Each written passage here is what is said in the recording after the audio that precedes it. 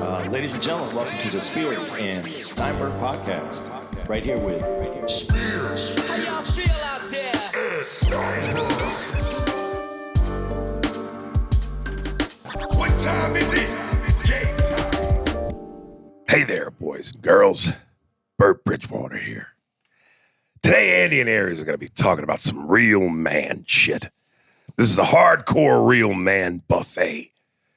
And this is about a documentary on Amazon Prime called The Last of the Action Heroes. In Search of the Last Action Heroes, Mr. In Bridgewater. search. Yeah. Don't ever interrupt me again before I pull your fucking larynx out of your goddamn throat.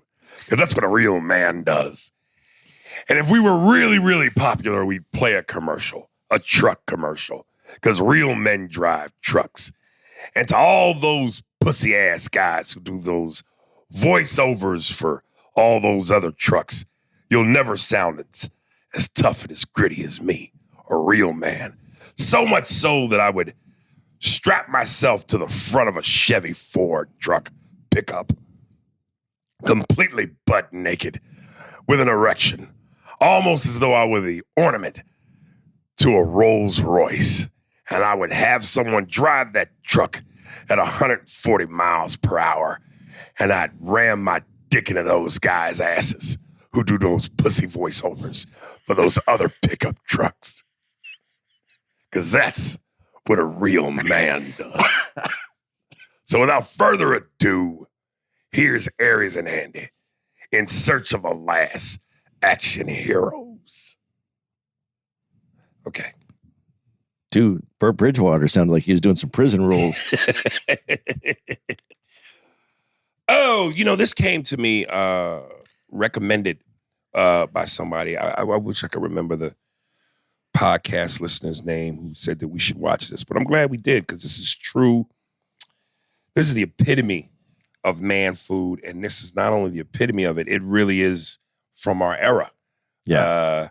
They started off kind of with the 70s, late 70s. Yeah. And then, most of it, the rest of it is pretty much the 80s.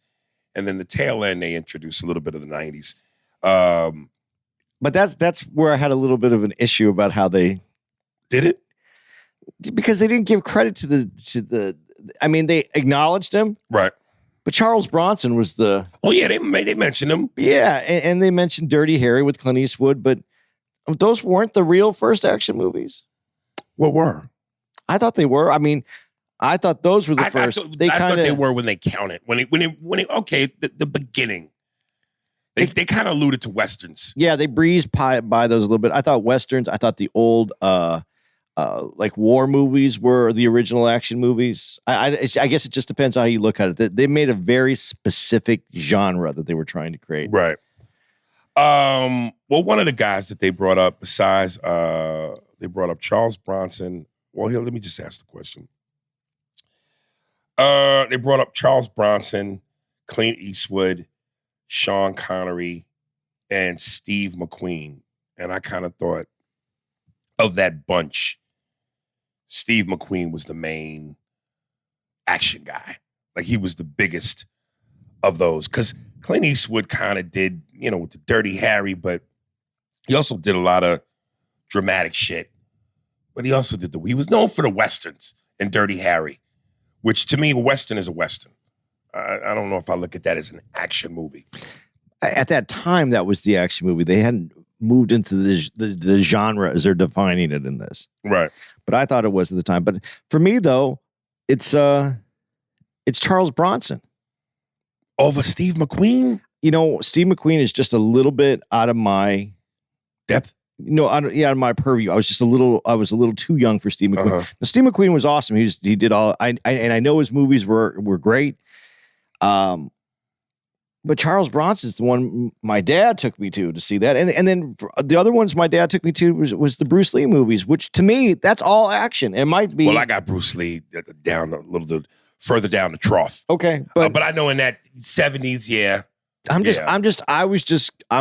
don't think that they kind of glossed over it, but I don't think they defined what they're specifically talking about is the action definition of the movie. And I kind of get it because there's a moment where they talk about, and I'm sure it's going to come up. So let's just move into what your notes are, because I don't want to jump all over the place. Well, no, but I you know, like I said, this might be out of my depth, but because of course, again, I'm all 80s. I'm an 80s baby, but I remember from what my father would watch, Steve McQueen was a big deal.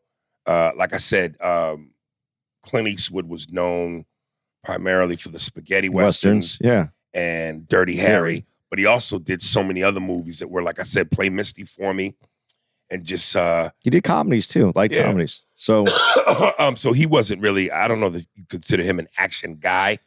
And Bronson, the only thing I know him for is the Death Wishes. But those were enough. Did he do anything outside of that? Yeah, there's some other movies he did. I'm not going to remember them off the top right now. Right. But yeah, he had other movies. He did this one. I don't know if that was part of Death Wish. Is Death Wish the one where he's a assassin and then they hire another assassin to kill him? Oh shit, I don't even know about that. All I know is Death Wish. It was such a good movie. Really? And you know what was cool about it to me, as you get older, is that he was old when he was the action guy. Right. You know, and so I mean, he defied what I thought, you know, that would have been compared to what we grew up with is what's an action star. An older guy is not the action star. Well, I also like that they pointed out, which I had always said, like in the 70s, action guys look like normal guys. Yeah. Whereas the Schwarzenegger and Stallone era, it was all about the muscles. And I think that's how they defined kind of the beginning of that genre. Right. Is that, you know, and then we moved around, but that's, I think, where they're looking at the genre took on its steam is with those two. Oh, okay. Now, just since we're on that time period, the black guys of that era, which of course was, let's be honest, exploitation movies. I think Shaft might have been the first real major motion picture action star movie where it wasn't so black, black exploitation-ish. But tell me what you think of Jim Brown, Jim Kelly, and Fred Williamson. Well, I didn't understand why Jim Brown Jim Brown was cool when he was in the movies. Right. He wasn't the best actor, but I don't think he needed to be. Well, for an athlete too. Yeah. Right. So I love Jim Brown when he appeared, when he came up. Right. And then now Jim Kelly. Jim Kelly, good, but then the Fred Williamson. That was the one, man. You think so, of the three? Yeah. Yeah, Jim Kelly was, he was special because he was like the first, I think, like martial artist, black martial artist. And then of course, later on the perfect version of that was Wesley Snipes. Yeah, and that's the one. And Wesley, listen, we can get into this too much because this isn't going to be what this doc was about. But Wesley Snipes defined so many different things. He was an action hero, first real major star black action hero to me. I think to a lot of us, yes. And the first real comic book movie that took off that wasn't even credited as a comic book movie. Right. Those were good movies until they got, It'd have been nice if they did credit it like that, and if the timing was such that they could have brought him into the MCU. How cool would that have been to see Wesley as Blade with Iron Man and Cap? Because his tone was so, I don't want to say dark, but serious. Yeah. But so yeah, that one got completely skipped over, and I don't know how it got. Just bad timing, I think. It's just the timing. Maybe, and then his career took the hit. Obviously, Right. he had some financial difficulties with the United States government. Blade didn't pay taxes, and that set him back. And Howard Stern famously said, and listen, I mean, I'm repeating what Howard Stern said. He said he was too dark to be. Yeah, Howard Stern said the reason he didn't get his due was that Hollywood liked lighter-skinned black dudes, and that's why Wesley was shunned from getting what he deserved. That's complete bullshit. Yeah, I'm just telling you, Howard Stern said that. I think Wesley got what he deserved. Like in the 90s, he was the guy. but his career, he never got where's his Oscar role? I mean, but I don't know. I don't think that's the measuring stick. I'm just saying that's what he said. He did a whole. There was a remember Denzel for a long time didn't get an Oscar when people felt he deserved it for several things. Yeah, and then he finally got it for Training Day, which everybody thought, yeah, it was good. It was a good movie. He was good in it. But damn, over Malcolm X, over what's the movie he did? Where he played my God, Aries, don't do this. And Denzel's my guy too. Glory. Okay, Glory, not that one, but Glory, Malcolm X. It's Biko, Stephen Biko. Oh, okay. Yeah, where he played Stephen Biko. So yeah, there was a bunch of movies that Denzel should have got an Oscar for, and then finally it felt like they just gave him one because it was Denzel. I think that it's hard to get, and I'm not saying it shouldn't be. Right. When you play a character, especially a character like Malcolm X, to get an award for that from Hollywood. Right. So I think he did a great job of it. But I think the Training Day showed a side that you never saw of him before.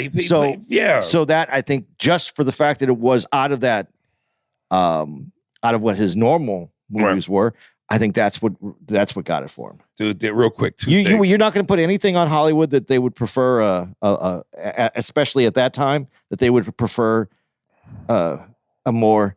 No, you don't. Not at all. Okay, I wish I could find the episode. One of the most. He had a nice run. One of the most workable actors, sought after actors back in the day was Louis Gossett Jr. Yeah, but no, Louis is as dark as they come. Yeah, and he got Officer and a Gentleman. He got nominated or won an Academy Award for that, and then couldn't get work for years. Well, one of the curses to Oscar winners is they say, some people win an Oscar and they do less, like Cuba Gooding Jr. How you make Snow Dogs after receiving an Oscar? Yeah, well, and then there's the one dude who won an Oscar for Amadeus. White guy. And then he was doing Mystic Pizza, and he didn't work after that. Yeah, so there almost feels like there's a small curse. I threw a white guy in there just so you knew that the curse wasn't just a black curse. As I always say, white tigers exist, nigga. It happens. Two quick things. Number one, speaking of Howard Stern, did you see the clip? Somebody, for my Instagram got suspended. The clip of you gonna address that at all? Yeah.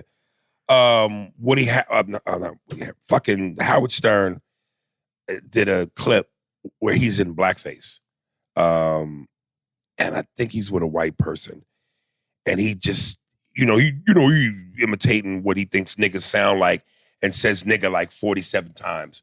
So I don't put too much stock in what Howard Stern says. That's an old clip though. It wasn't like he did. Yeah, no, it's an old clip. Okay, well, I'm just making sure that he didn't do something I didn't know about. Right, but you saw that clip. You know that clip. It's an old clip. Yeah, it's come out. It's circulated several times. Right. So fuck what he thinks. And then also, I've seen this funny clip on YouTube where they show the reaction to actors not winning an Oscar. That they like a bunch of they give the nominees. And then when they call who the winner is, you could see in the boxes of the other actors who didn't win. Hilarious. It just goes to show you, no matter how much these motherfuckers try to make you believe they don't care or that they're humble, dude, that fucking arrogance, that fucking I deserve it comes all over their face. Dude, this goes on. How long? You get nominated, then how many weeks goes by? And then they have all the other awards ceremonies. And you're there in a room with the 5 other people. Now, of course, you're going to make a face. You're on camera and you're not supposed to. You're supposed to be gracious in defeat. You want to be gracious. I mean, I would feel like if I was in that industry where I was nominated for an award like that and I had 4 other people besides myself that were up for that award, I'd feel great for them. I'd feel excited to be in that group, as they say. Right. But once you get there in that moment, there's a second where you want it just as bad as those other 4 guys. I'm all about the honesty. I think it's fair. I think you should be able to go, man, I'm happy for him. But damn, that second, Right. I wanted it just as much as he did. So I said that to say there's a clip of Denzel, and when the other person wins it, you could just see it in his face. You just see it. He was pissed. And like I said, I like that honesty. I think I think that for us to pretend like I like when they say I'm just happy to be nominated. Of course you're happy to be nominated. But no one wants to get to the 99 the 1 inch line and lose the Super Bowl on 1 inches and go, yeah, but I'm really happy for the other guys. Right. No, you worked hard for it. You wanted it to. You could be happy for your friends on the other team. You could be happy for the coach on the other team. Right. But deep down, you wanted it. So just say, yeah, man, I wanted it. I'm happy for the dude. But at that moment, I wanted it just as bad as he did. What's wrong with that? That's still gracious. Right. Now I'm here, Bruce Lee. Dude, I was watching this thing and I was going, why was there such a huge gap in between Bruce Lee and Jackie Chan? Because he was Asian. Well, I know that, but I'm just saying, like, okay, you're answering my question, but still, like that, I'm just like, Bruce obviously is he's the Don Dada. He's the originator. We all bow down to the master. And then, of course, Jackie Chan came and took Hollywood by storm. And Jet Li, I thought, was going to be bigger than he was. I thought he should have been bigger than he was, but he came and went. His big intro into America was Lethal Weapon 4, which he was great in.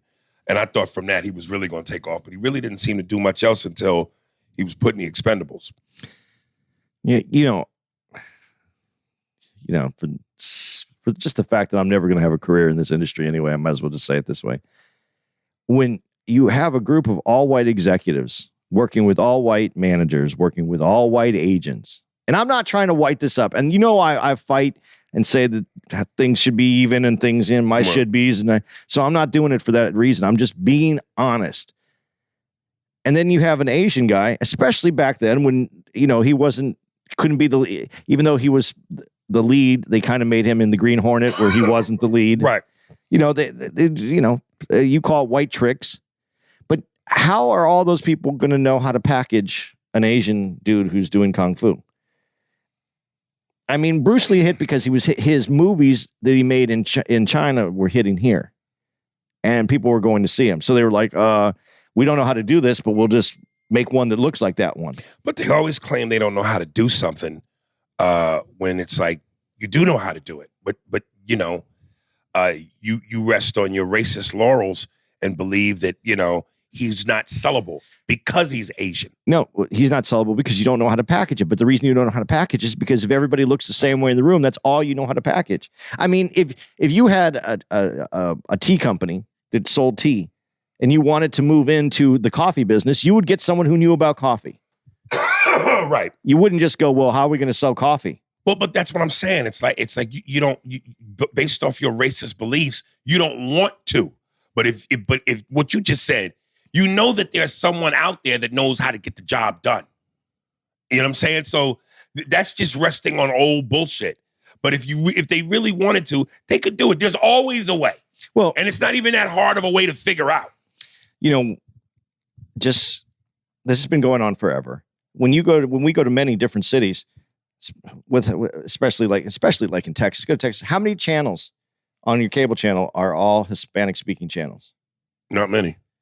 No, check it out. There's like 7 to 10 channels that are all Hispanic. in the broader, right. But then if that's on cable, how come there isn't any marketing to those people?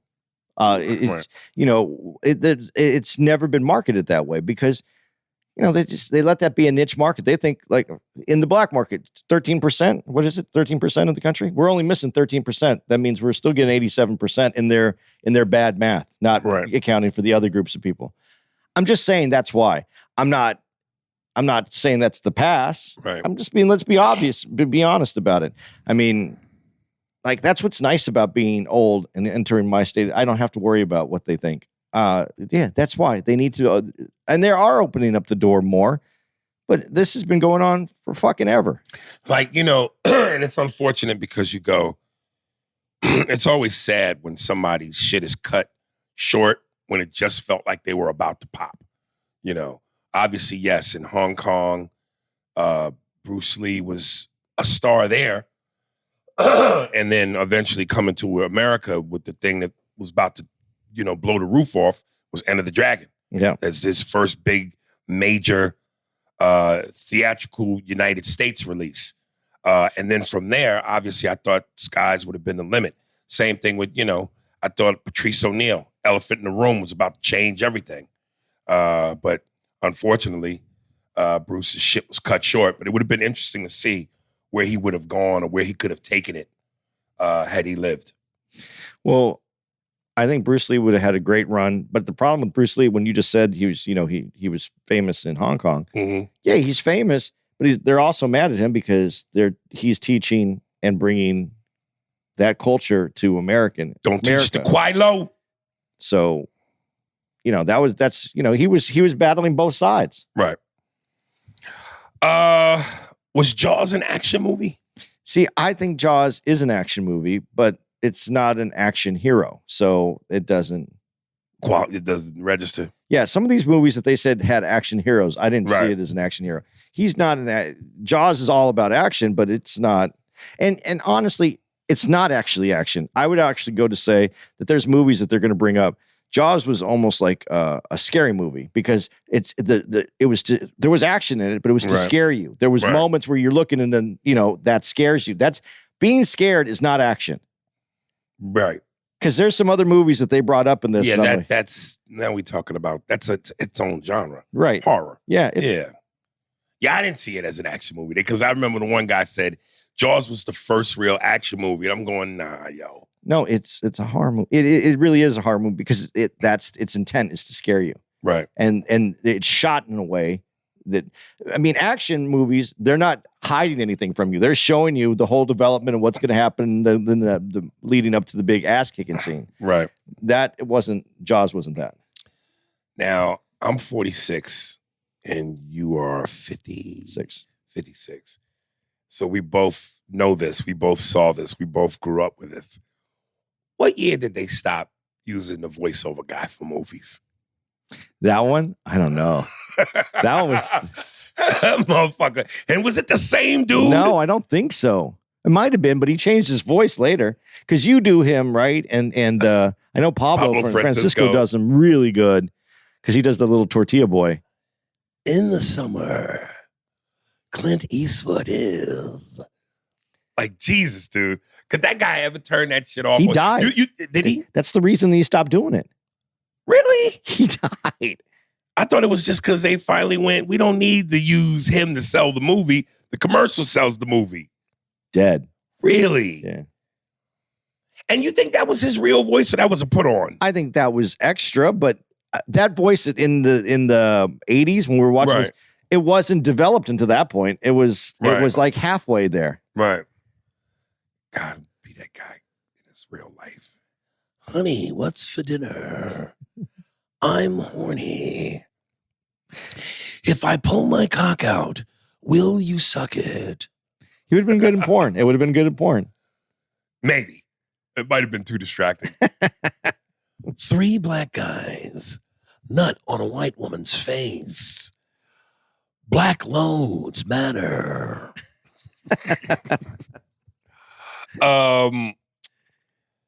Dude, I know some people this is gonna be blasphemous for me to say.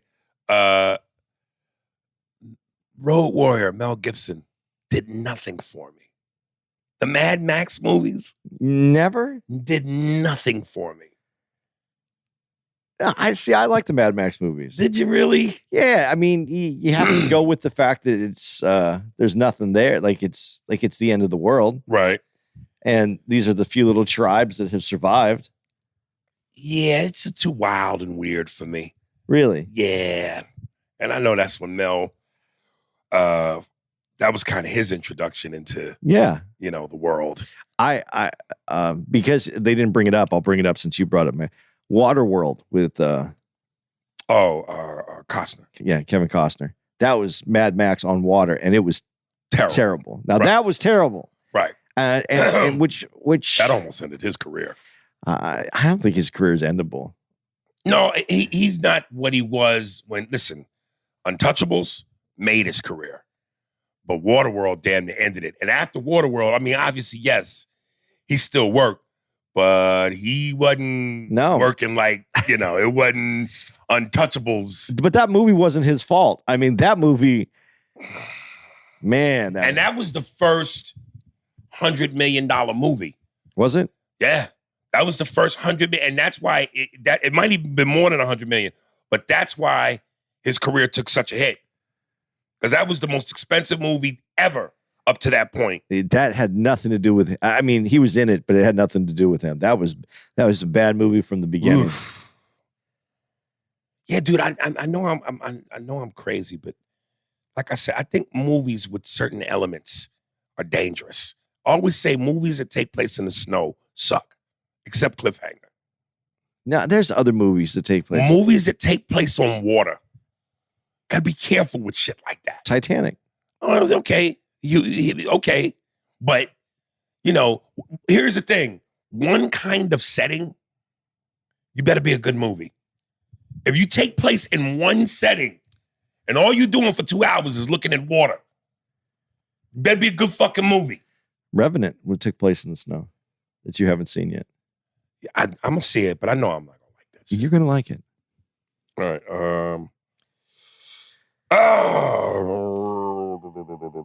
Okay, this is kind of a silly guy question, but between Sly and Arnold, who obviously were the two Titanic action stars of the 80s, of that era, between those two, which one is Jordan and who's Magic? Jordan Magic. That's a tough one. You know what? I'm going to have to go. And it's not that I like one better than the other.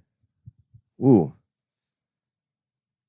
No, I guess I go this way. I have to make Schwarzenegger Magic, because in the 80s I couldn't understand those two fuckers, man. I couldn't understand either one of what they were saying. Sly and Magic. That's hilarious. Magic and Schwarzenegger. That's hilarious. I didn't know what either one of them were saying. That's hilarious. So then that would make Sly Jordan. Yeah. That's hilarious. But I give Sly more than I give Arnold, only because... Clint, get to the post. I'm going to pass you the ball. Do your skyhook. Yeah, Michael Cooper. Byron Scott. You're on the wings. I'll pass you the ball. You shoot it. Yeah. And then his teammates would have been, Magic, you're really speaking it eloquently. But Sly wrote his own, a lot of his movies. Yeah.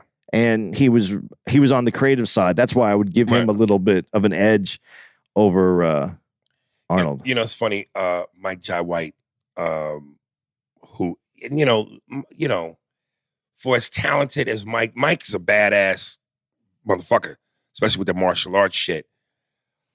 I don't know that his acting is super stellar, but he feels like a guy that should be out there like that for a black dude. But most of his movies seem, I hate to say B kind of movies, but they just don't have that cinematic flair that some of the bigger guys have. But one thing Michael Jai White said, he goes, Sly's one of the smartest dudes in the room. And when you think about it, yes, writing, in terms of what he did in the 80s, acting-wise, action-wise, he goes, it's unfortunate because the Rocky guy, it kind of makes this, he's dumb. Like, but he goes, yeah, man, Sly's the smartest. If Sly walked into a room, he'd be the smartest guy in the room. And it's just unfortunate because it just, that stigma hangs over his head. Well, before he did Rocky, he was in the movie The Lords of Flatbush, and he played the similar character. So people just thought that was him. Right. And, when you do a few roles that are similar to that, that's what you're going to get. But no, he obviously he's smart. And, Rambo, although it wasn't the guy that Rocky was, it wasn't like you thought, oh, this guy is a PhD and he's rolling in here too. So like those those movies at the beginning of his career, they kind of put him in that category. But no, I heard that he is obviously he's really smart. Yes. When he took Beverly Hills Cop, and this is where he couldn't play the Beverly Hills Cop that Eddie Murphy played. He played and rewrote. God. Yeah, he rewrote it and made it into Cobra. Right. And they talk about that in this. Yeah. And, but he was smart enough that he had a hit. It wasn't a big hit like obviously Beverly Hills Cop, but Cobra was its own hit and it was its own time. No, that's a smart dude. Listen, here's where I just bow down to him. Listen, man, to do a franchise is one thing, which is incredibly difficult. To do two. I mean, if you took away every film in his filmography except the Rockies and the Rambos, this motherfucker had 2 major hit franchises. It's like winning multiple rings. That again, a guy who's not, I don't think, he's done action movies, but he's not really an action guy. He's more of a regular dramatic actor. Harrison Ford. I mean, Star Wars and Indiana Jones. Yeah. That's fucking huge, man. And he also has, what else was his other, besides those? Like those Clear and Present Dangers? No, I think those, yeah. Which didn't last that long. But they weren't as connected as Star Wars and Indiana. No, but here's the other thing about Sylvester Stallone. He wasn't a bodybuilder. I mean, he got in shape because of what he did. Right. And maybe, as they say in this documentary, was a little challenged by Schwarzenegger, so he wanted to get a good shape. Right. But to do that Rocky series as long as he did, yeah, and to stay in shape like that, he wasn't a young man even when we got into the later Rockies. Still working out, still staying crisp. Dude, listen, his body in Rocky 2 versus his body in Rocky 3. Yeah. And Rocky 2 was still 70s, right? Yeah, I think so. Again, so when you look at those action guys of the 70s, Bronson, Eastwood, Steve McQueen, throw Sly in there with Rocky 2. They look like regular dudes. Rocky 3 obviously was 80s. And that's when you could see it. The in shape, the chisel, the muscles. So, yeah. And he had to stay that way. And that's one of the things he talked about is why he wanted to get to the end of the Rocky franchise so that he didn't have to be in that kind of shape. Mark Wahlberg, is he even, how much was he mentioned in this? Not that much. Not at all. Not at all, right? Yeah. I don't think that's not his time period. But he talks about that too, because one of the movies that he made, I don't even remember which movie it was made, but it was on hold. Right. And it kept getting put on hold. And he had to stay in that shape, that pristine shape. And that's dedication too. I mean, that's, when you talk about someone like Sly, and he gets known though for being one dimensional. But this dude's, not only is he talented, but then he's disciplined. Right. You know how hard, looking at the two of us if you're looking at us on video, we ain't the most disciplined people in the room. But I don't know if I could do that. Even if I had the great story, could I stay that way for years and years? Yeah, discipline. But I think there's something. I don't give it to Arnold that way because that's what he did before. Oh, yeah. People who are Matthew McConaughey, and he was never not an action guy at all. But some people are just addicted to that shit. To be addicted to weights and the right diet, it makes your dick hard. The same way you be a fat motherfucker is dedicated to donuts and pizza, but donuts and pizza is fun. Weights and vegetables ain't fun. But there's some people who are addicted to that shit. If it's part of your lifestyle. But I don't always think it works, though, because don't forget, and I'm going way off this doc, but Joe Piscopo, remember when he got into bodybuilding or real heavyweight? He wasn't funny anymore. It didn't look fun. He didn't look fun anymore. Right. Yeah. Damn. And I love that moment where they show Arnold Schwarzenegger coming out of the movie theater or coming out of someplace and he sees the Rambo poster. Yeah. And he feels his bicep and then looks at Sly and just waves him off and laughs. That was some nice tongue-in-cheek shit.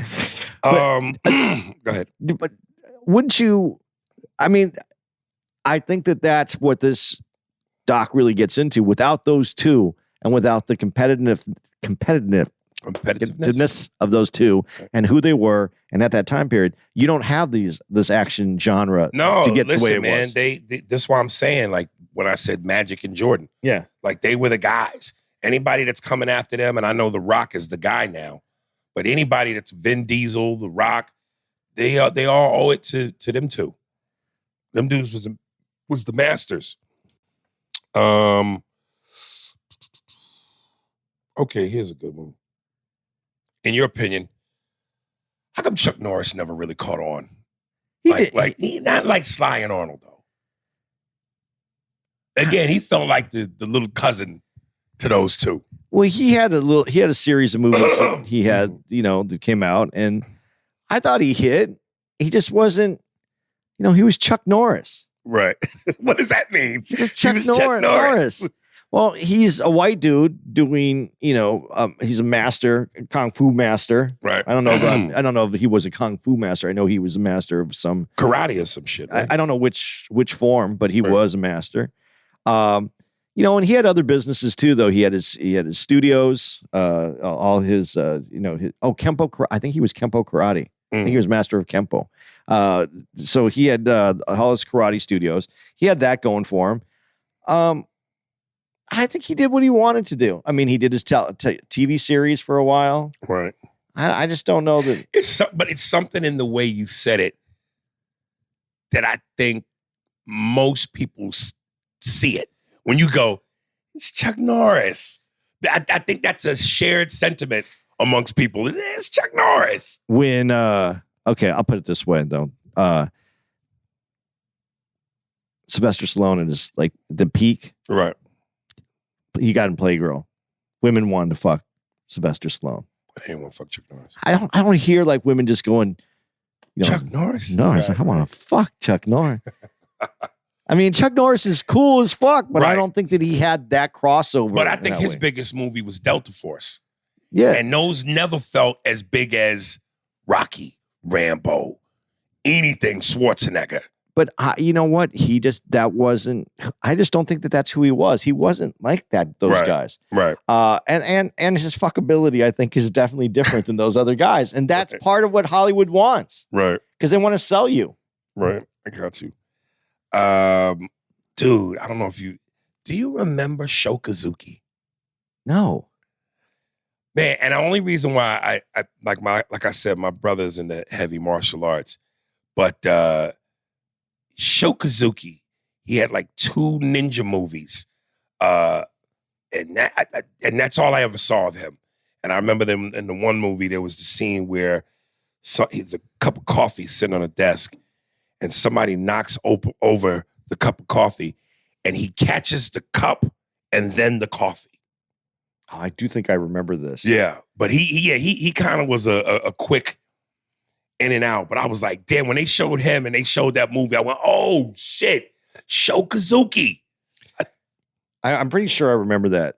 Right. What was it? You don't obviously. I don't remember the name of the movie. And then, dude, this broad, we talked about it a little bit last night. Cynthia Roth. How do you say this bitch's name? Ruth Rock or something. Ruth Rock. ROTH.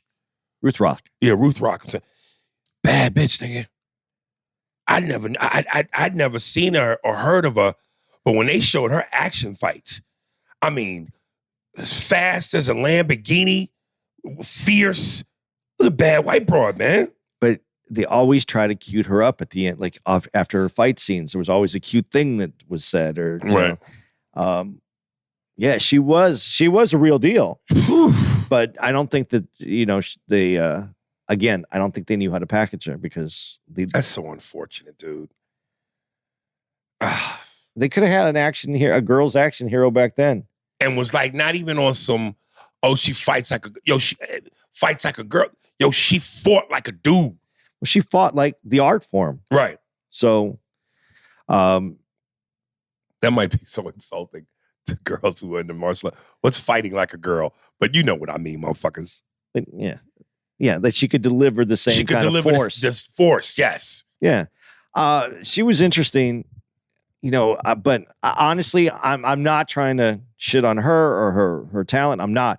but I felt like they used her kind of almost gimmicky in the movies when she would appear, like a gimmick, like this girl. Had you ever seen a whole movie with her? No, I saw where she was playing alongside other people. I didn't know. Did she have a whole movie? I mean, she was obviously in the movies that she was in. I'm sure she wasn't like second banana. No, but they used her like it wasn't like, oh, look at this powerful girl. It was like, oh, a powerful. It was just different how they delivered her. Right.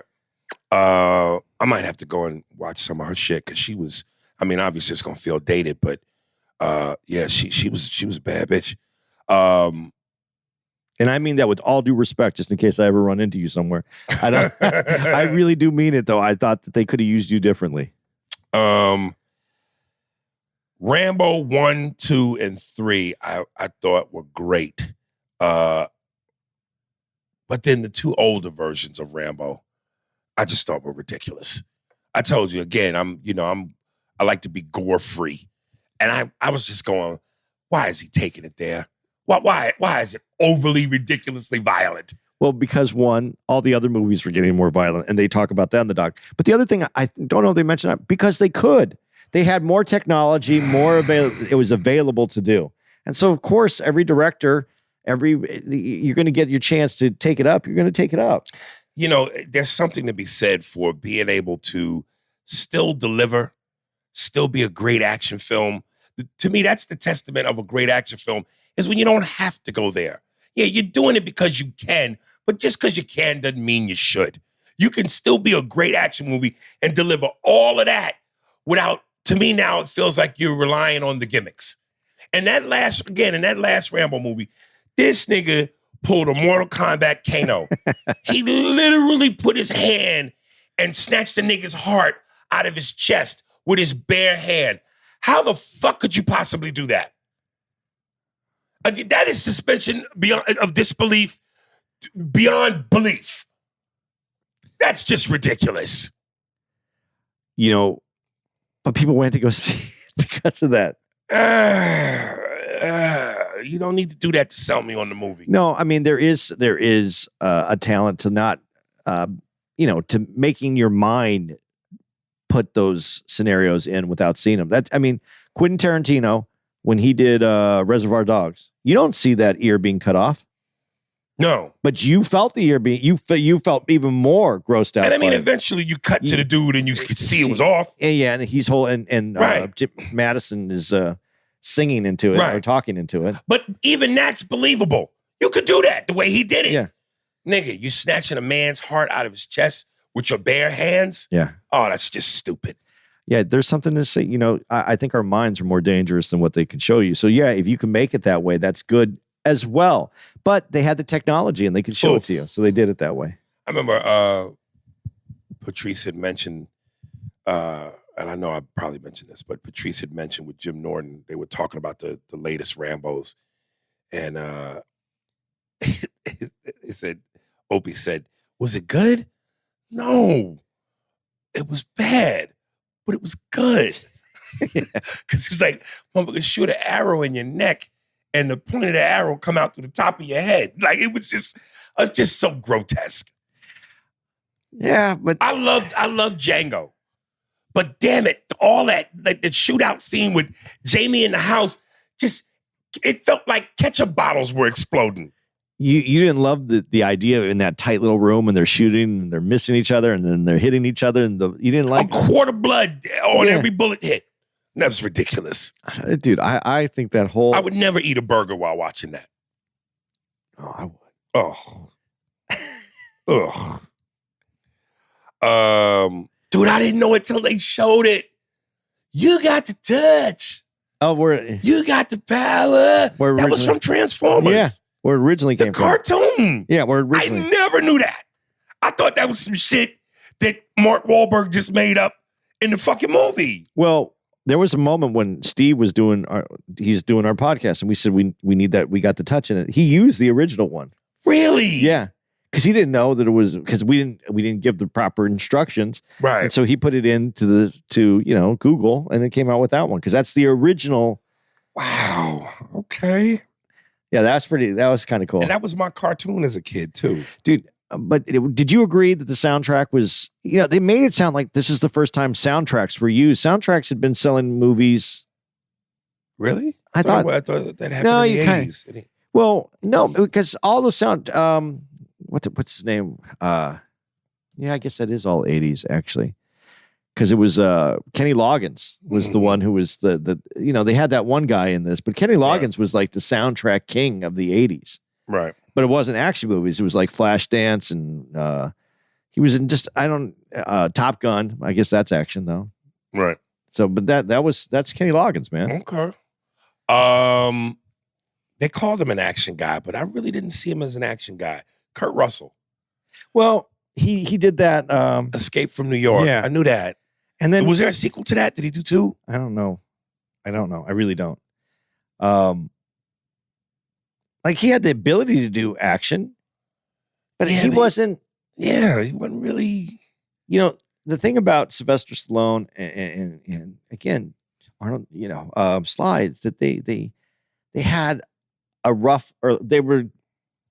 Kurt Russell's pretty, like he's like a. What the fuck happened to his son? Oh my god.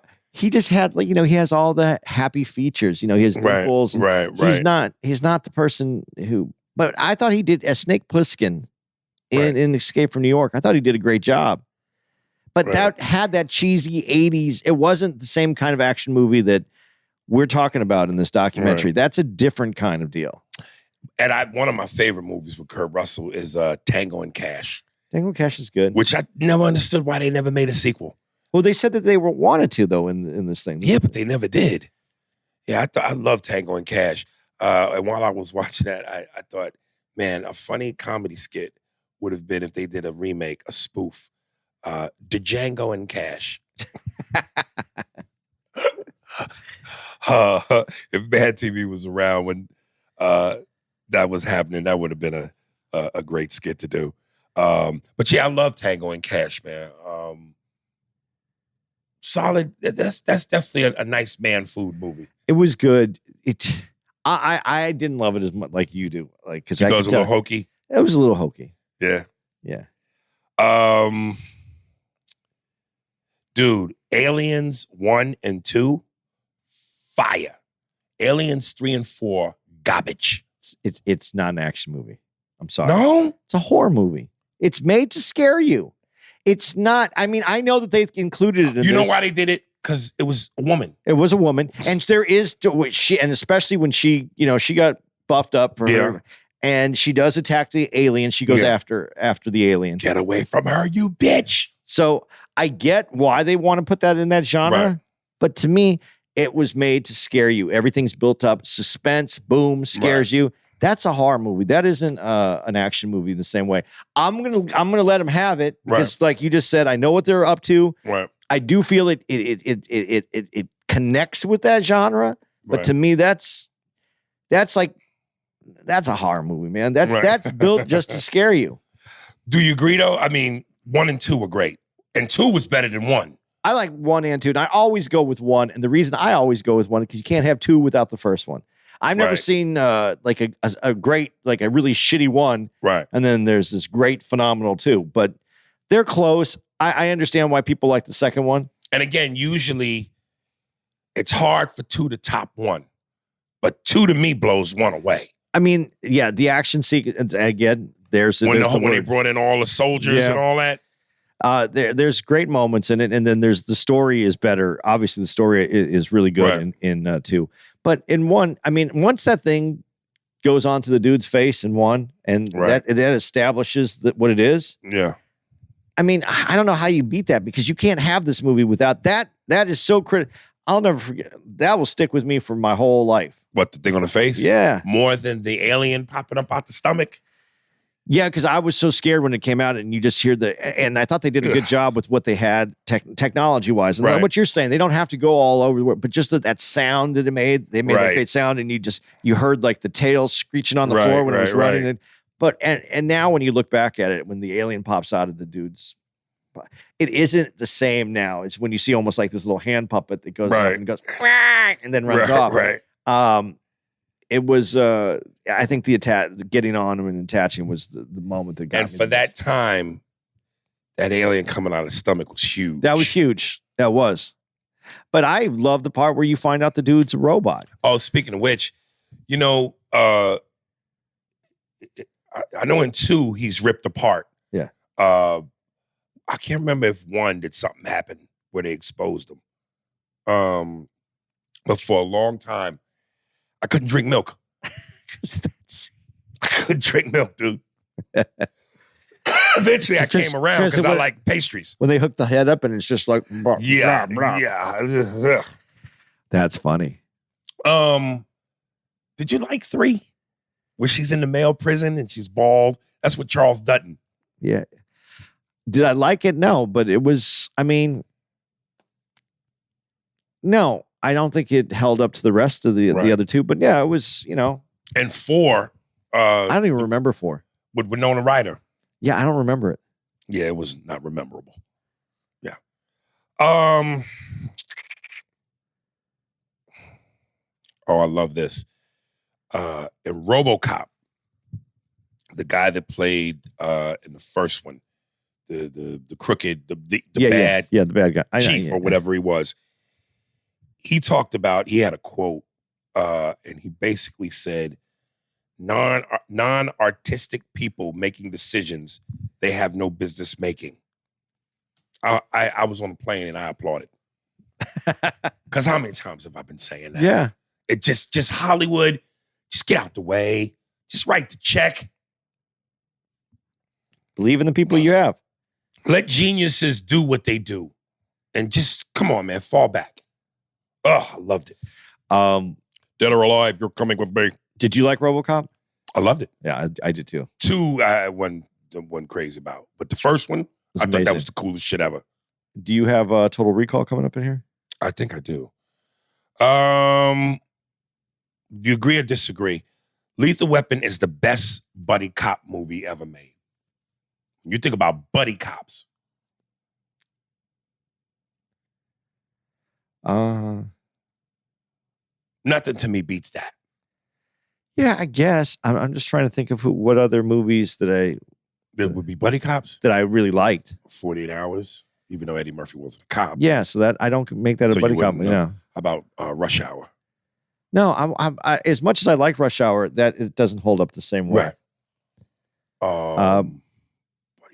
Because it wasn't sold as like Rush Hour almost has. I'm not going to say there's too much comedy in it, right? But it like there's a little bit more realism in the in.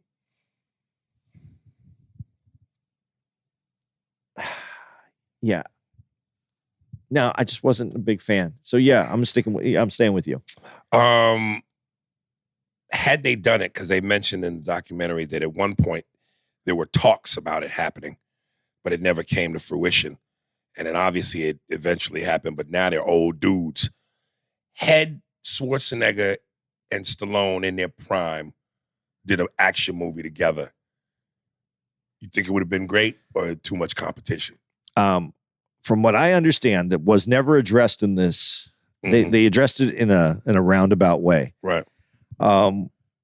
They could have never made a movie in their youth areas, right? Because they were both way too competitive, and there was a competition between the two that was so great that they couldn't have been in that movie. And then from what I've heard, Sylvester Stallone was really competitive and really didn't want anybody to outshine him. That's why the Tango and Cash is such a big deal.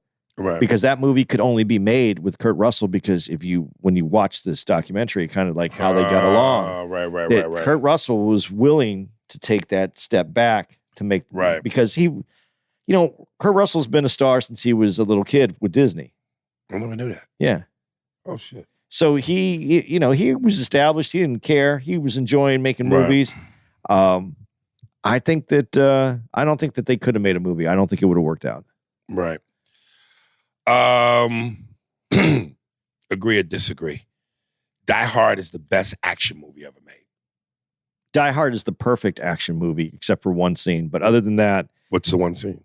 Where the very beginning of the movie, there's no ambulance in the truck when they get there. The truck is empty. It's just the people walking out of the truck. Oh, you pointed that. Yeah, you mentioned that before. That's just a mistake. That's just a mistake, and they didn't go back and fix it because they felt if someone noticed that, then it was too bad. Fuck them. Right.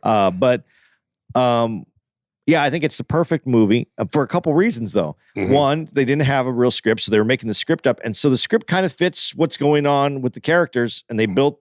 You can't do that. I mean, honestly, you would not.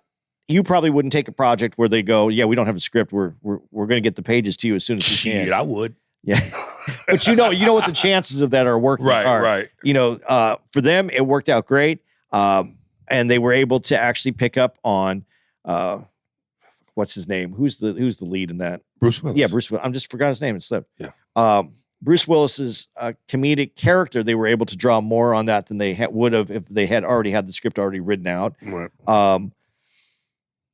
I think that's why it makes this perfect movie. And then there are limitations. There were certain things that they couldn't do that may have been overdone or ruined it, like with the scenes with the helicopters, and they can only do the one shot, and they were planning on doing a whole 2 days, and they only were able to ended up doing like it in 3 hours or something like that. I mean, limitations. Some of the best scenes in Rocky because of the limitations financially. Limitations can make you very creative, and I love the fact that he truly was a normal Joe. You know, he didn't come in with the muscles and all of that. And then on top of that, not having no shoes, running around with no shoes and socks.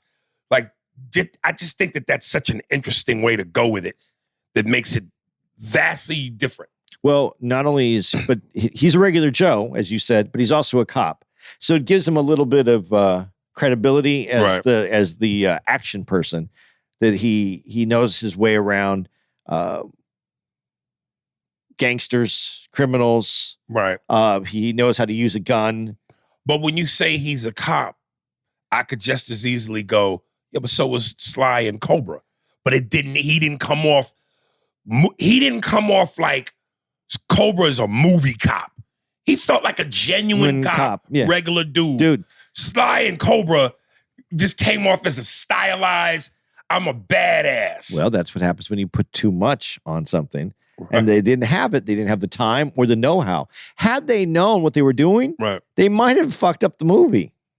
You know, that is why I think it's the perfect movie. And you know, everything is based on that. You know, they made all the sequels, but it's all based on that, what they set up in the original movie. Right. And then they've taken it, you know, as far as they could go with it. But I really think, that's, to me, it's the perfect action movie, not just the best. It's the perfect one. I didn't know. And, you know, thank God certain things play out the way they do. It's like, this is where you go, destiny. I'm glad destiny had a hand in what was supposed to be. I didn't know that Die Hard was originally supposed to be played by Frank Sinatra. Dude, on the documentary I watched about Die Hard, this was a long time ago that I watched it, or quite a while ago. He had first right of refusal because it's based on something else that they already did. And I like that Frank would, you know, how cool is it that you're so secure as a human that you go, I'm too old to play that guy. I'm not playing that guy. It wasn't even a thought to him. Yippee, ki-yay, motherfucker. I wish I could sing like Frank Sinatra. Just like Eddie Murphy said in fucking Delirious. Yeah, like Elvis, they had to sing all his dialogue because he couldn't act. Elvis, we're going to win this race. We're going to win this race. Elvis, want some lemonade? Lemonade. That cool, refreshing drink. Like Sinatra just singing yippee-ki-yay, motherfucker. I'm glad that didn't happen. Dude, you know, again, my two favorite Jean-Claude Van Damme movies. Bloodsport, which I didn't know was based on actually a real thing. There's a real character, Frank Dukes. I didn't know that. And Kickboxer. Dude, I have no love for Jean-Claude Van Damme. Not at all. I don't know why. He might as well be, whatever, Chuck Norris to me. I mean, I think Chuck Norris is much cooler than he is, but I mean, I just didn't have, I didn't like Bloodsport? It was all right. You saw Kickboxer? Yeah, it was all right. Really? It's just him. I don't know what it is about him. You know what it is? It's the booty shot. Watching him put his drawers on. I just didn't have it for him that way that I had for other action stars, especially in the martial arts genre. He never the muscles from I think that's that right there. The I think, muscles from Brussels. That right there was just enough to me go. Nah. He at the apex of his Van Damme-ness, his two biggest hits, Hard Target and Time Cop. He didn't like any one of those. Time Cop, I did. I got to admit that if out of all of them, Time Cop was the one that I kind of. Okay. But he just whatever it is about him, right? I could go, yeah, that was a good movie, and then as I think about, but douchey, I'm just not into him. I love that line, and when Pablo Francisco does the Jean-Claude Van Damme joke, and he does the movie guy voice. It's Jean-Claude Van Damme and the same shit you've seen over and over again. Oh boy. And I still say to this day, Jackie Chan ruined Van Damme and Seagal's careers. Because when Jackie came out, here's a motherfucker doing his own stunts, incredible stunts at 100 miles an hour.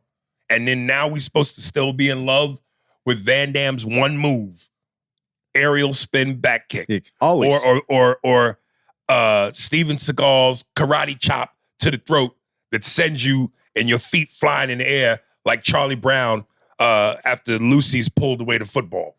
Listen, that's the other one that I wanted to like him. Steven Seagal? Yeah. Anybody see Richie? Anybody see Richie? Him douchey. He comes off douchey. The ponytail, the dude is that one where he's the chef, the cook on the ship. Ryback, Casey Ryback, and he's just beating people with fucking spoons and shit. Fuck this dude. Hey, Private, check out my pies. Just don't burn my pies. Get the fuck out of here. I did like and to me, well, no. The Siege was the apex of his Steven Seagal-ness. You look, man, you got Tommy Lee Jones playing opposite you and Gary Busey. So, but to me, his raw, uncut cocaine was his first two movies. Above the Law. And I want to say, I can't think of the name, but the one with the Jamaicans. I don't know what it is, but the only thing that he broke that nigga in half. Well, the thing that I liked about him, and I don't even know if it's true, but I at the time when I was young, and that's when those two movies were hitting. I found out he was Kelly LeBrock's boyfriend at the time, and I was like, that dude is throwing it in Kelly LeBrock, and so that. But you also, I think that was because he put her in that movie. The one with the Jamaicans. And listen, when you're a young up-and-coming chick trying to make a way, and you get to be the female lead opposite a big star at that time like him, do what you got to do. She was something when she was in Weird Science. That's when she. Oh, that was it's mine too. My jack-off movie, nigga. That bitch. She Weird Science. Oh, I beat off. Oh. So that was, and then you find out that the dude with and it's not who do it, the white boy hotshot. Right. And it's not the long hair, it's the ponytail. It's not that he had long hair. Right. You can have long hair, be cool, man, grow your hair out. I had long hair. The ponytail, but between the ponytail and the douchiness, it's all the douchiness. It's too much for me, and it obviously doesn't hold up the same way. Yeah, man, not a fan of either. I would have liked those two to fight and accidentally kill each other at the same time in their movie. He literally broke a nigga in half. And I wish I could remember the name of that movie with the Jamaicans, but he took the dude and he cracked him over his leg, and that nigga's body broke in half, nigga, like a fucking folding chair. Like, come on, man. I was gonna look it up, but could you please? Because it's killing me. Dun dun dun dun dun dun. Under Siege. It wasn't Under Siege. No, but it's this easy way to get to his movies. They all come up here. Steven Seagal's movie where he breaks a nigga in half. If it gives you the answer, Exit Wounds. No, that's 2001. This I was. didn't get that. Try tapping above to edit. Steve, we might need some music here. What year do you think that was? Motherfucker made a lot of movies. He's been in. It was literally his second movie of his career after Above the Law. Steven Seagal's second movie. Here are some Steven Seagal movies. It was after Under Siege. Out for Justice. That might be it. Above the Law. Because it's Hard to Kill, 1990. Above the Law is not 88. Above the Law is 88. Yeah, and then 1990's Hard to Kill. 98. It says Above the Law, 98. That's the set. That's the remake. That's the. He didn't have anything going on for a few years. So he made that. He did a remake? It's not a remake. It's what's it called? It was a sequel, wasn't it? No. 88 is Above the Law. Oh, okay. Everybody's shouting it out. I know. God damn it. I want to say it was the one you said. Fuck it. There's also On Deadly Ground. No, I know that ain't it. That was the one about the Indians. Oh yeah, that's another reason I can't. This dude. Again, I love when Patrice said, "Yo, when did Steven Seagal stop doing karate?" His motherfucker just walk into a scene, got his arms folded, hanging above his belly, leaning on the top of his belly. He just comes in and goes, and then leaves. It might have been Hard to Kill. Hard to Kill. I really think it's Hard to Kill. Who do it? The white boy Hotshot?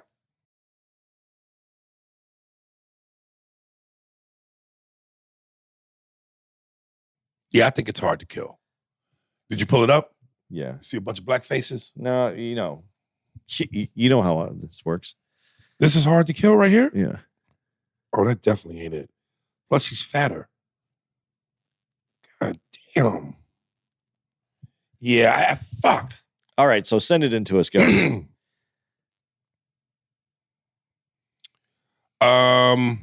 Now we get to that part. Which part? Oh. Did you get to Total Recall? Here's my question. I got two questions for you. Judge Dredd, the remake or the original? Neither. Really? Yeah. Total Recall, the remake or the original? The original. You said that with gusto, nigga. Yeah. Dude, that original. You didn't like, what's my man's name that starred in that? The really Irish actor, good-looking Irish dude. I don't even remember his name. I know who he is. Right. He did that one cool film where he's in the phone booth. Oh, that was a good movie. Yeah. Yeah. Colin Farrell. Yeah. Dude, no, not at all. Because the original, there was so much, again, limitations that they had to do it in.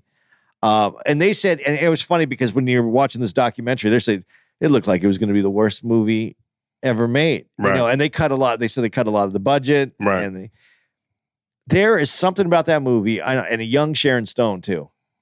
Yeah.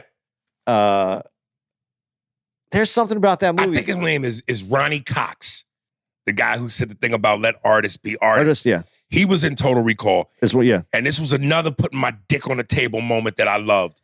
He was talking about the budget getting out of control. And it was like, yo, we want everybody to fly to, I think they shot it in Canada or wherever they shot it. Mexico. It was Mexico. Mexico. He goes, I want everybody. We're asking everybody to fly coach. And Ronnie said, is Schwarzenegger flying coach? Well, no, not him. He goes, well, then Ronnie Cox doesn't fly coach. Put your dick on the table, Ronnie. And Ronnie was also Bogomil in Beverly Hills Cop. Yeah. Yeah.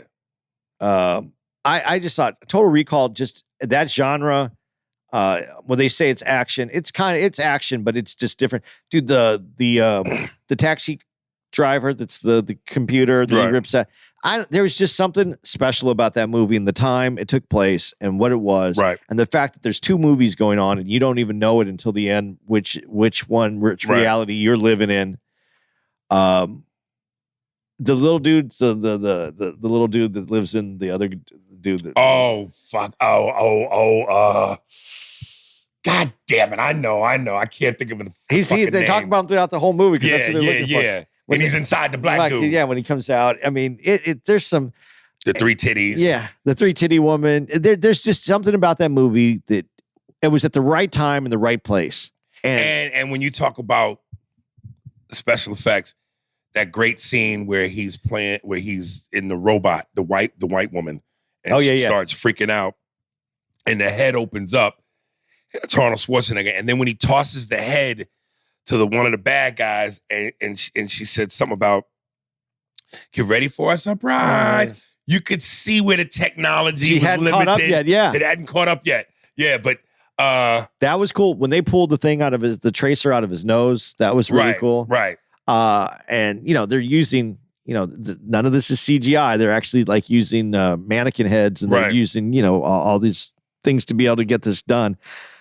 I thought it was, there's something so creative and so incredible about that movie. And, people who are a lot younger than us might say that they like the remake because it's up to date. I didn't at all. I just thought that this just, again, right place, right time, right movie, right script, made sense. And then you get to the end and you're like, okay, well, which one is it? And you don't know. They don't give you the answer. I thought it was great. But you didn't like Judge Dredd with Sly. Nah. Damn. Dude, some of the okay, I give Sly a lot of credit for being who he is. But being a great actor kind of comes and goes with him. It kind of rolls with him. Like, in some movies he hits it, and in other movies I'm like, Copland. You think he hit it? That was an interesting movie at the time. Right. But do you think he hit it acting wise? Because that was supposed to be the big, Sly could really act movie. It was Sly. It wasn't Rocky. It wasn't any of the other characters he played. It wasn't a Rambo. I mean, he did his job in it. It wasn't silly like Tango and Cash. Yeah, there's something there, but man, he's just not. I don't see Academy Awards in his future. He's great at what he does. He's a great entertainer. I don't think I think he's a much better actor than I could ever be. But this is a business where some people are movie stars and other people are like really great actors. He's a movie star, right? And I'm not trying to shit on him for that, right? Because I really respect the fuck out of him. I just think it's just that it's people. I don't think people can get past that. You might be right, because I want to say that there's times I watch him, I go, oh, that's really good. Right. It doesn't. I don't. Did you ever see the movie with Sly and Schwarzenegger in the prison, with the prison made of glass? Yeah. I saw that. Did you like it? That was interesting, right? But it wasn't, right. I mean, I would want to see it if I had to. I just would have been interesting to see if they would have came together when their skin was still pristine. That would have been interesting. It's like when they seeing them together now, it's like Pacquiao and Mayweather. Like, we just getting it too late. Well, dude, it was just such a weird time when they could have got together. And then Sylvester Stallone did some weird shit too. Like when he made that movie with Dolly Parton. Ooh. That's one of the worst movies of all time. That and we're not even going to count, like I said, the comedies. Stop or My Mom Would Shoot, or Oscar with Marissa Tomei. So let's just put those way down deep in the dumpster. But not only the one with Dolly Parton, that other movie about the arm wrestler. Over the Top. Yeah. Dude, I wasn't against that movie. Oh. The only problem I have with it, it's the same movie. You thought that movie was cool? You kind of like that? I thought it was, I wasn't as mad at that movie as I am with some of the other movies. You put that over Judge Dredd? No, probably not. Come on. I don't know. There was some funny scenes in it. I mean, too, though, Clint Eastwood, and this is the precursor. I'm going to say he's the precursor to this, to Sylvester Stallone. He did those Every Which Way But Loose movies and some, and I thought we were going to get something like that from him. and Right. that never occurred. Right. There was some attempts, and I think that over the top was kind of that to me, is what it was. Right. Agree or disagree? Terminator 2 blows Terminator 1 away. Now, you want to talk about when we saw CGI and what it was capable of, dude. when the liquid Terminator comes from the floor, when he did the thing where he pointed his finger and turned it into a stabbing and put it through the fucking. Come on, man. Yes, as far as the technology had went up leaps and bounds by the time that got there. So Right. it was great. But dude, what they had to use to make Terminator 1, dude, just the music. Dude, Terminator 1 on a scale of 1 to 10 to me, it's like a 4. Arnold wasn't able, they gave him no lines because he couldn't act.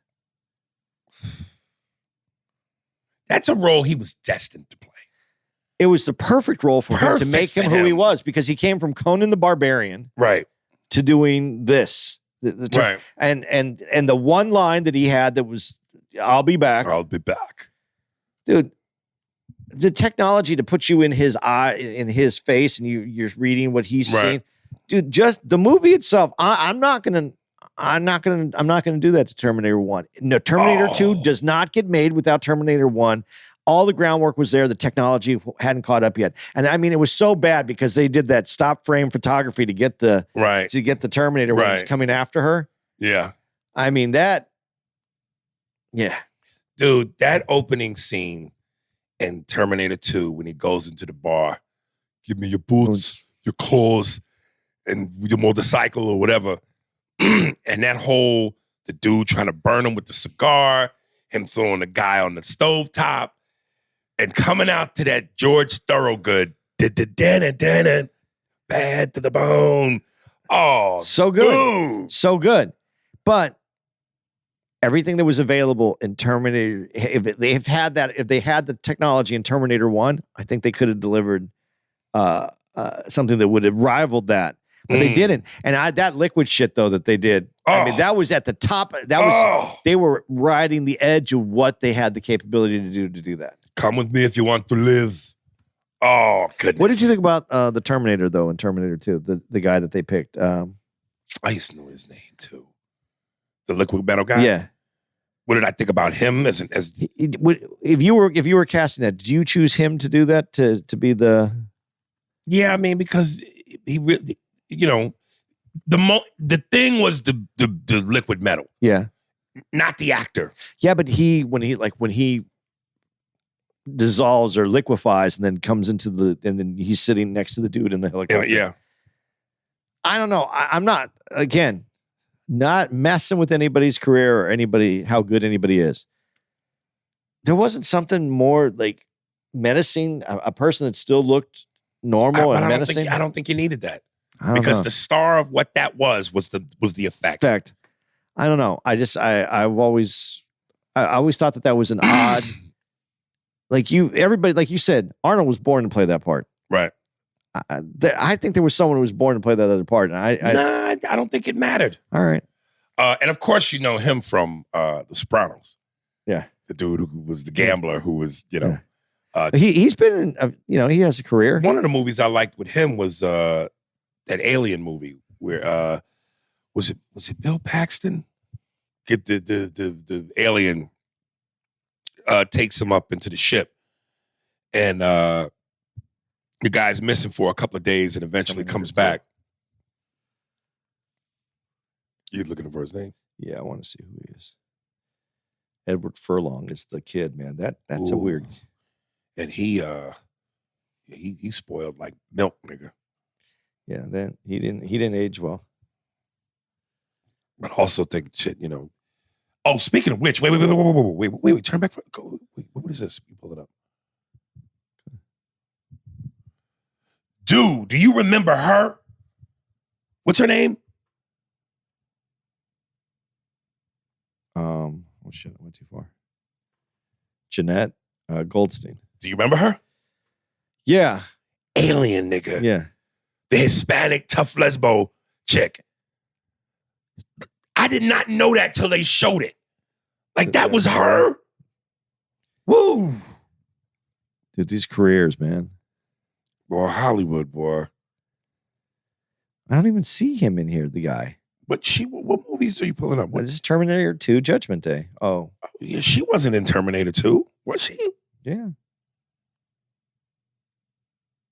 Yeah, she must have been one of the people that Patrick something. His name is Patrick. The cast of Terminator 2. I had the wrong. Oh no, this is the deleted. There's deleted scene ones. Judgment Day features Arnold Schwarzenegger, Linda Hamilton, Edward Furlong, and Robert Patrick. Robert Pat. Okay. Yeah. From The Sopranos. Yeah, he owed Tony money because he was went into gambling debt. And Tony smacked the shit out of him in his office. You got my money? Tony, I don't have it. Get up. Tony, I would never offend you. What? It started. I'm getting liens on the building. To the mail. Go back to your fucking oven. Stevie, you're doing a good job. Davey. That was his name. Dude, he's been in all kinds of movies that I don't even remember that Robert It's the Pat. Flying fucking Vagover. It's the Flying Vagover brothers. Man, careers, man. Careers in this business. Not now, Davey. Get back in your fucking oven. Davey, you're doing a good job. All right. Were you ever into John Woo? Yeah, no, John Woo filmed one of my favorite. Hard Target. He did, but the one that I liked that Face Off with Nicolas Cage and You like that? I do, I didn't think that was bad, man. and I like how it's filmed. Patrice shitted all over. Not Patrice. Jim Norton shitted all over that movie. Shit all over it, all you want. There's some very goofy scenes in there, and I get it. But He said the face thing with this. when Nicolas Cage goes, face off, dude, it allowed two different actors to You do good some looking. Yeah. Yeah. That's such a cool, like the way that they got to John play. Travolta was good in that. And I that was good. And that scene where he comes out with the capes and he has the guns. Yeah. That's the John Woo signature. Right. That scene alone I went, yeah, Right. I'm gonna watch this movie. Yeah, that's not a bad movie. I don't know, but I'm telling you, man, Jim Norton, it's worth it to go to YouTube and listen to him on Opie and Anthony. And shit on it. And shit on that movie because Patrice was like, dude, you're not gonna ruin this movie for me, Jim. Because and the more Jim shitted on it, the more Patrice started to turn around and go, yeah, I see what you mean. There's a lot of problems with the movie. I'm not going to deny Right. the problems with the movie, but it's still there's something about that movie. It's on a time period that it made sense. Now I'm gonna get to your girl. What's okay? I'm gonna lob this up for you to dunk it. You said one of your best titty scenes for a woman in a movie. Your favorite titty scene. You know what it is? Yeah, that's the Edinburgh Trading Places. Jamie Lee Curtis. Yeah, Dude, I didn't remember till they mentioned it. You know what trumps that? She don't even show her titties. True Lies. That strip scene, dude. pretty good, right? Yo, Jamie Lee Curtis got body, nigga. Legs, but that strip scene in True Lies. Oh my God. You think her strip scene's better than I forget her name, Demi Moore? Demi Moore in Striptease in that one movie? Don't you love how I knew what the fuck Yeah. you was talking about before it even came out of your Yeah. mouth? That's how men's dicks are wired. You see, you put up the dick antenna and went You heard that shit and I come. heard that, and my dick antenna went up and went and I knew exactly what you was talking about. I told you, I know Demi Moore is a sexy motherfucker to me. And that voice. That voice, like I said, you know, I ain't beat off since I was 16. I almost beat off, nigga, on Disclosure. You get back here and finish what you started. Oh, But to answer your question, I still give it to Jamie, nigga. Yeah, okay. Because striptease, you knew what that was. She went there. Yeah, she went all out. She went all out. Jamie wasn't trying to go all out, and it's still. And that goes back to about the gore that we talked about. Sometimes your brain can do better work than actually seeing it. Those are equal to me, man. I get why you like the one that you like. Demi Moore. Right. Oh, okay. Those are okay. But which do you like better? The Trading Places titties or the strip scene? Well, I have to take you back to the time it was and the fact that I wasn't expecting those titties to arrive. Okay. It was such a gift. It was such and listen, it's so funny because in the 80s, like every woman in a movie had like a nude scene for no reason whatsoever. And that movie was a comedy, and I was not expecting that. And when I saw that, I was like, damn. Yeah. Jamie Lee Curtis. Yeah, man. They said as the demise of Schwarzenegger, the decline, rather. The melting? As the decline of Schwarzenegger and Arnold started to take place. One, which is inevitable because you get old and you just can't, it doesn't sell the same. But two, they said back in the 80s, you had guys who weren't the greatest actors. So the muscles is why it was such a factor. They said, why not just hire guys who can really act and teach them to fight? And I remember the one guy said, who was a martial artist, and they brought up as an example the Bourne movies. And he goes, I hate that shaky camera because what it does is it fools the audience because it moves in the quick cuts. You can tell these guys can't really fight. But based on what they've been taught and the shakiness of the camera and the quick cuts, they're masking the fact that they cannot fight. And it looks good. And it looks like they know what they're doing, but they don't. I guess if you're a true martial artist and your technique, that matters. To a movie fan, that should look good, man. No, because there's enough fight in there that it does look good. Yeah. So, I mean, Bourne I had like no problem he with whooped your ass. Yeah, I had no problem with the Bourne. Right. I thought those were all good. But when they show, when they're talking about that and they show what Keanu can do. Oh, and I wrote the irony. Yeah. That you're saying we're going to put real actors and action stars, but, teach them how to fight. Still ain't taught them how to act. You know what? I'm gonna change my opinion on Keanu right now. Oh no! No, here's what I'm gonna say. A great actor puts himself in. You don't become that. You don't become what you're playing. You take what you're playing and make it part of you, and that's what makes a great actor. Mirror. No service. That being said, maybe Keanu just has such a huge personality that comes through. That's what makes it difficult for us to get past it's Keanu. Because what makes it difficult for us to get past it's Keanu? Mirror. If I quit my job and my wife gets better, then I'll hate her for it. That's what makes it. The maids are knocking on the door. No service.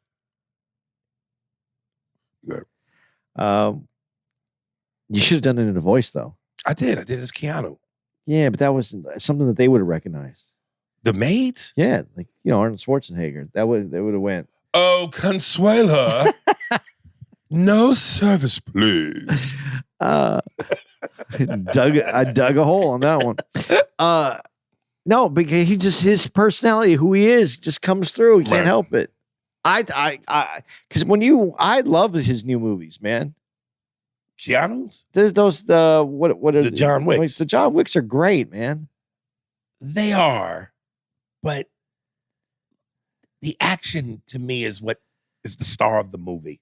There's no denying that. You could put anybody in that role. No. You don't think any regular top actor, Matthew McConaughey, Matt Damon, you can put anybody in that. If that action is still what it is, that sells the movie. Do Matthew McConaughey saying, so you wanted me back, so I guess I'm back.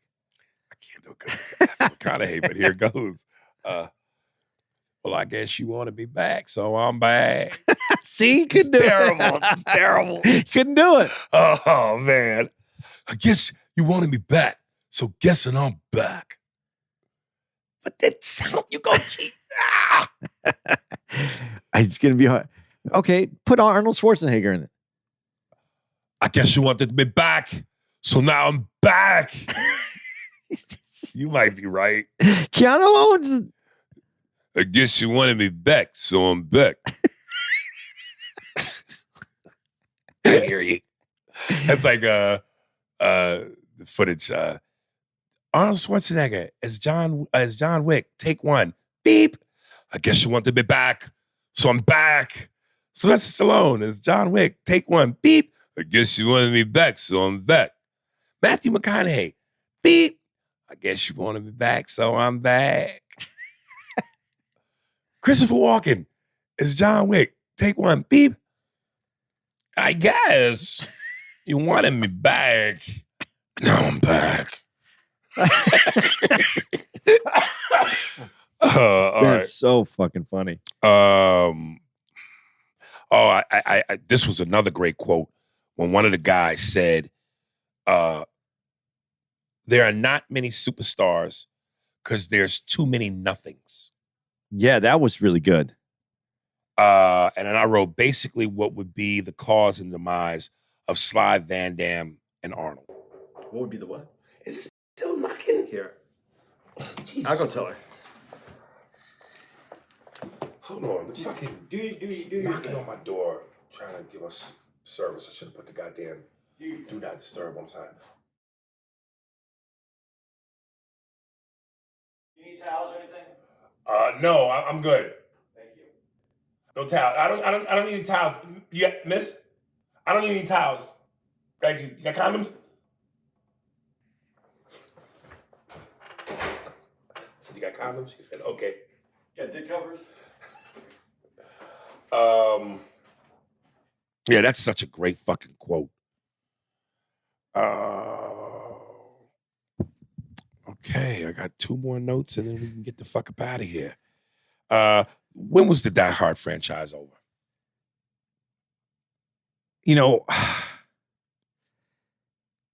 I like the one with Samuel L. Jackson. That to me is when it ended. That was it. That was it.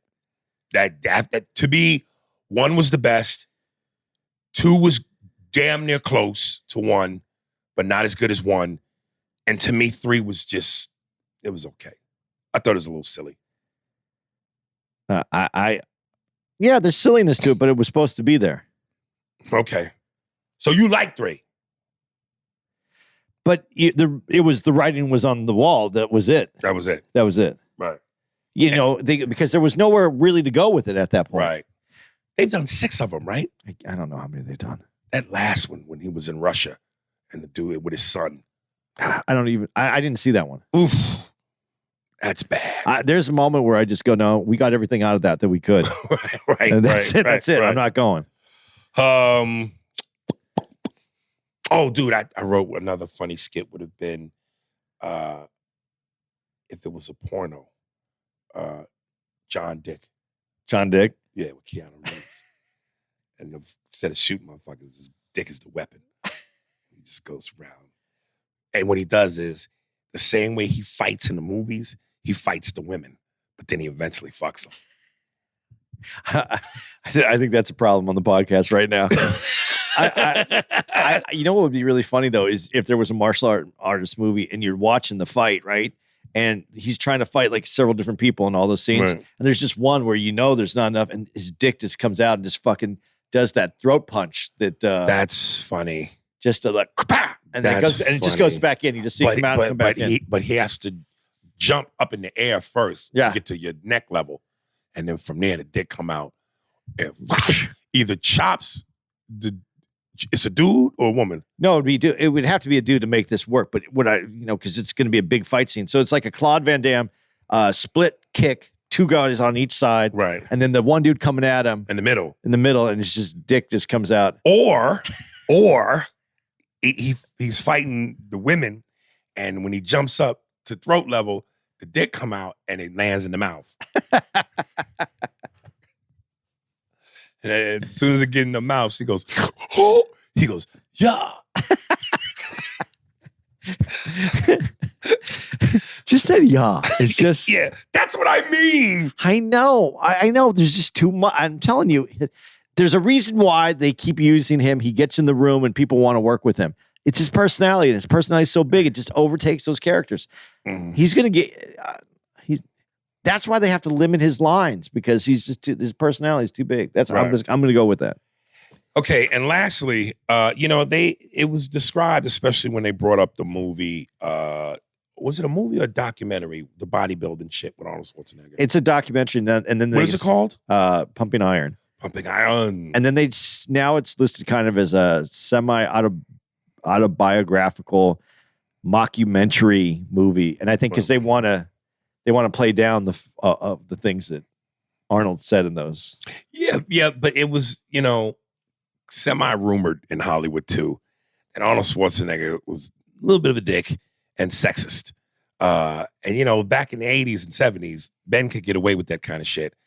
And I could just see, like, if they was doing the Expendables, but back in the 80s, Sly, I don't know why I'm throwing Al Pacino into this, but Sly, Al Pacino, Schwarzenegger, Statham, even though I know Statham came in the 2000s or late 90s, and Keanu was the 90s. If they were just all sitting around the set during a timeout, and they were just having a boys be boys moment, and Schwarzenegger is smoking a cigar and shit, and he's just like, hey, Sly, have you ever done a movie and accidentally beat up your female co-star?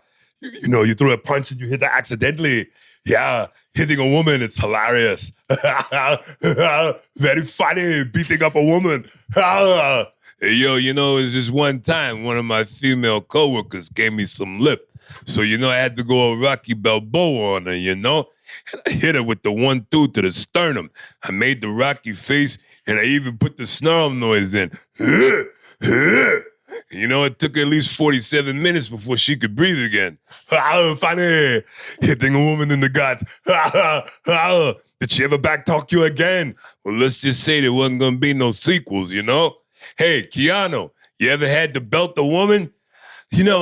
I never actually hit a woman with a closed fist or an open hand. I just threw things at her. Objects. Oh, yeah? What'd you throw? Cans. Just cats. Hey, Al Pacino, did you ever have to back smack abroad? And what are you drinking? I'm drinking a cappuccino. Pacino is drinking a cappuccino. I love how that rolls off my tongue. Pacino drinking a cappuccino. There was one time, Beverly D'Angelo, she got a little lippy with me. So I balled my fist, flat, right to the gut. She made a noise that came out of her body. Oh, yeah? What noise did she make? Ooh-ah. Jason Statham, did you ever have to get physical with a broad? I'll never use me hands. Always just did a drop, step back, spin kick to the throat. That always did the job. Funny, kick a woman in the throat. Now, Steve, here's what I want to do here. I'm going to do each of them laughing separately, but I want you to cut it together so that we hear all of them laughing at the same time. I'm going to count this in 3, 2, 1. Yeah, hit a woman through the gut and then throat. Hilarious. Yeah. All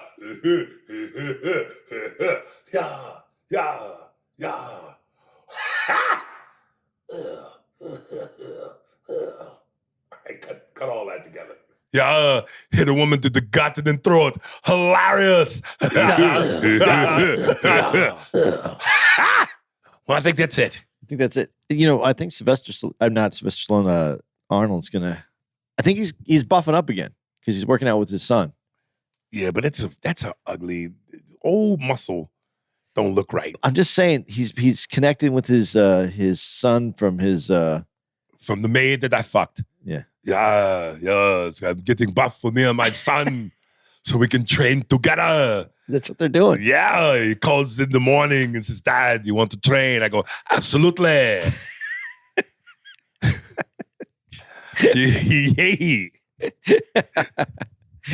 All right. So do I need to let everybody know where we're at? Yeah.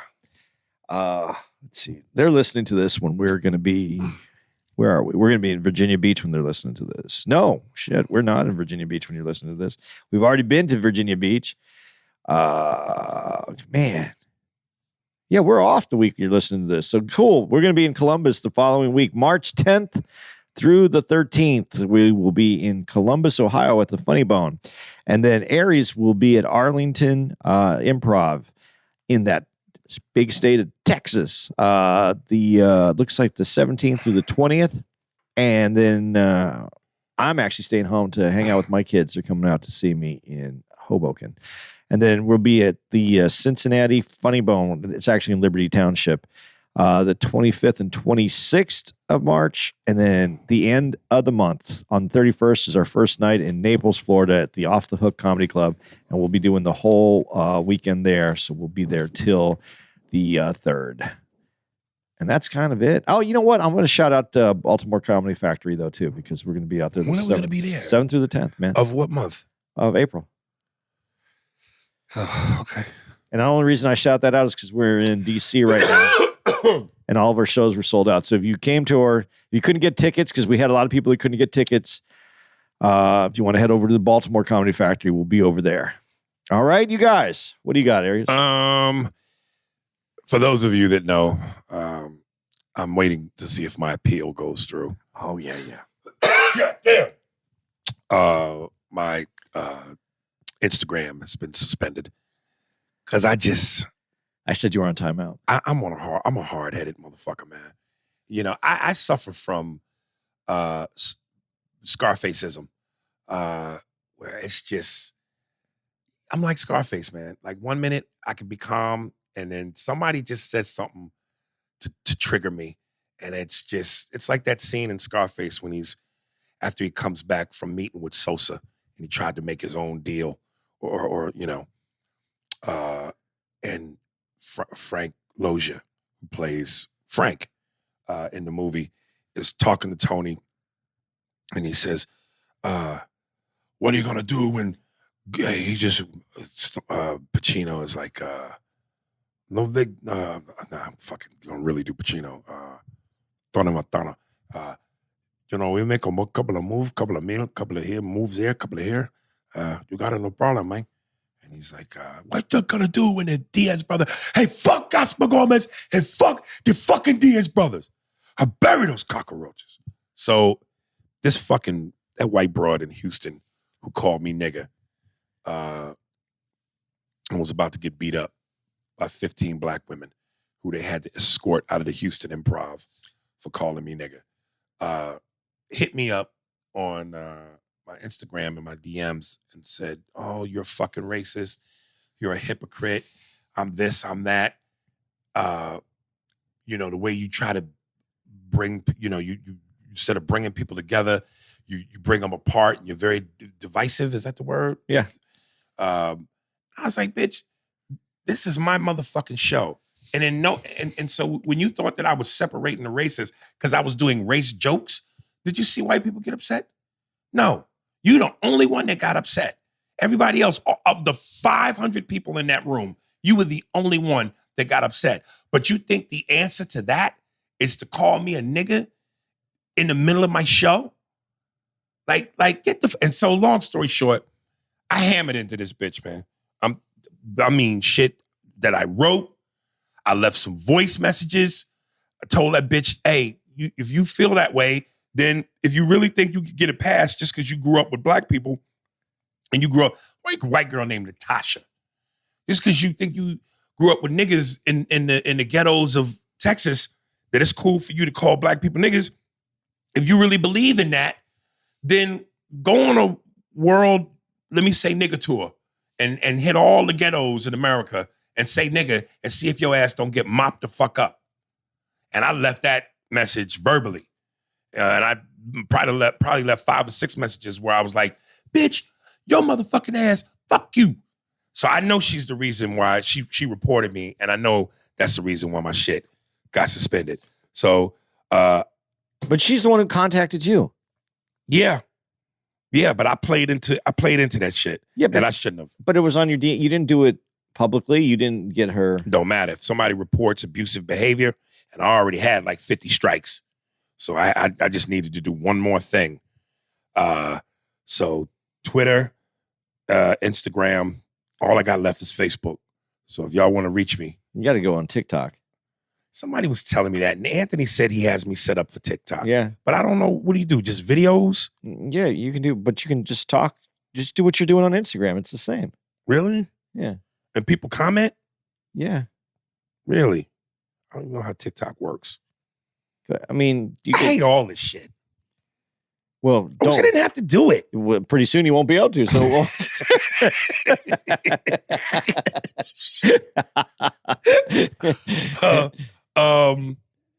Yeah, like you on TikTok? I have a TikTok account. I don't use it. And everybody's telling me I got to use it because. But if you go to TikTok, like Instagram, you can people can comment to you and all that.